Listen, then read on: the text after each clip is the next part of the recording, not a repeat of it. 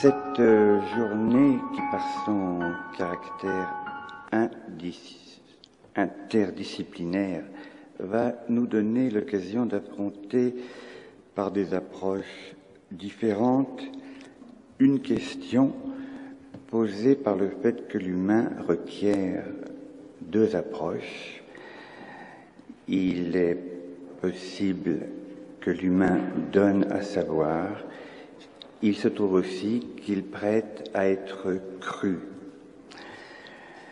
L'exemple le plus banal m'apprend que je peux rencontrer un Anglais, un Grec, un Allemand, un Asiatique, mais cette expérience me dit-elle qu'à travers ces particulières manifestations humaines, ai-je rencontré l'homme dit universel, celui de la Déclaration de 1789.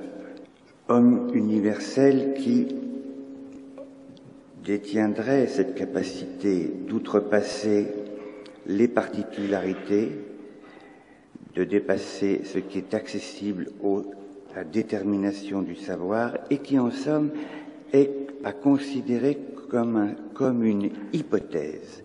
Et cette hypothèse, nous allons l'examiner et d'emblée, nous sommes obligés de constater que cette hypothèse, l'homme, existe-t-il ou n'existe-t-il pas, est une hypothèse qui ne s'affronte jamais de façon neutre, mais toujours avec une passion qui déchaîne, ou bien l'enthousiasme quand il y a attestation, ou bien la fureur quand il y a détestation. Mais avant d'évaluer la véracité de ou la non-véracité de l'hypothèse homme universel, je veux prendre en considération deux faits. Le premier, qui était formulé par Lévi-Strauss, consiste à s'étonner de la raison pour laquelle il a fallu si longtemps dans l'histoire de la civilisation pour qu'apparaisse la notion d'une humanité universelle.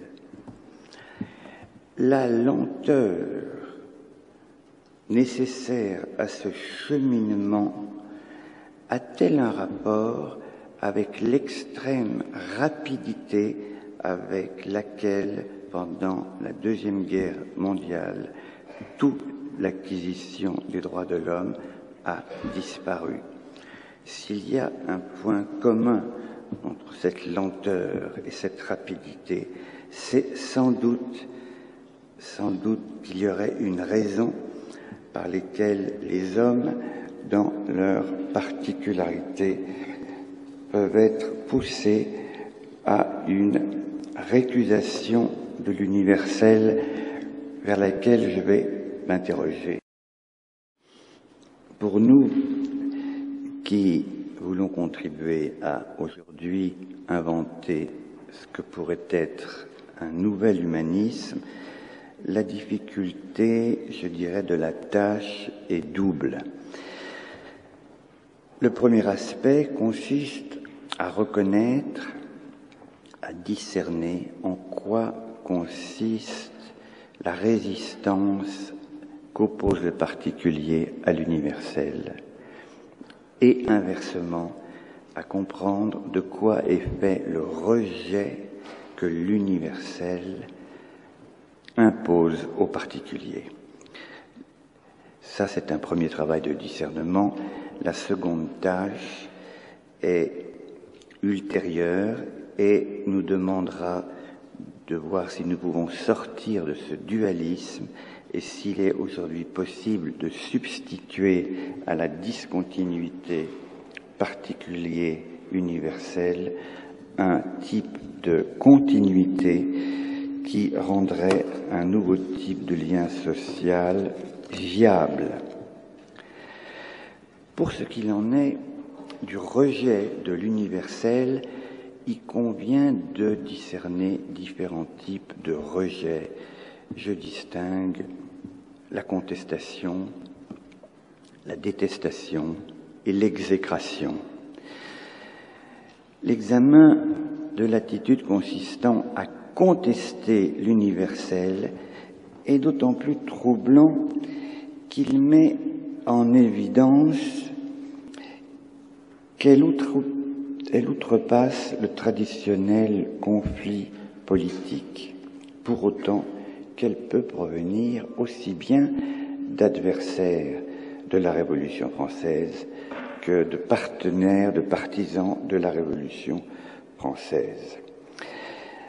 En disant, parmi les partenaires, parmi les adversaires de la Révolution française, j'évoque Burke, j'évoque de Maistre, en disant qu'il n'avait jamais rencontré l'homme de la Déclaration universelle, l'homme universel, mais seulement des hommes, des Anglais, des Espagnols, des Grecs, de Maistre donc posait que l'homme universel supposé n'existait pas, qu'il n'était qu'une pure abstraction n'existant pas dans la réalité.